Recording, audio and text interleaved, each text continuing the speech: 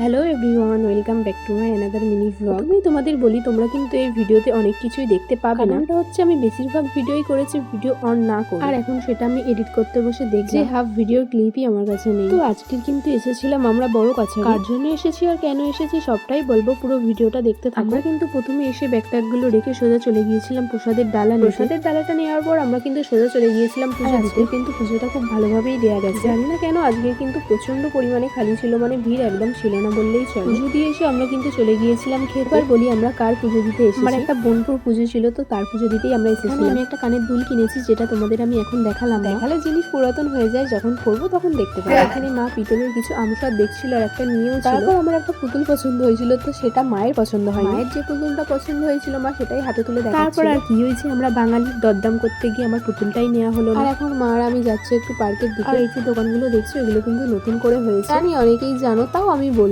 But এই দোকানগুলো না সত্যি খুব সুন্দর লাগছে দেখতে। সত্যি বলতে এই দোকানগুলো হওয়ার পর কিন্তু আরো বেশি ভালো লাগছে দেখতে বড় গাছের। বাট আমি কিন্তু তার মানে এটা বলতে চাইনি যে আগে ভালো লাগতো না এখন ভালো লাগছে। আগেও ভালো লাগতো আর এখন আরো বেশি ভালো লাগছে। এই যে একটু আগে একটা পুচকুকে দেখলে, পুজোটা কিন্তু এই। আর এর অবস্থা দেখো, উনি বাপু রাগ করেছে, মুখের ভেতর ফাঁপাটা ঢুকিয়ে দিয়েছি তাও খাবে। আর এখন উনি আমার ব্যাগ নিয়ে করছেন কন্ডাক্টর। ওনার বাসে কে কে উঠতে চাও কমেন্ট করে জানাবে। ভিডিওটা ভালো লেগে থাকলে একটা লাইক কমেন্ট শেয়ার করে দেবে। Tata bye.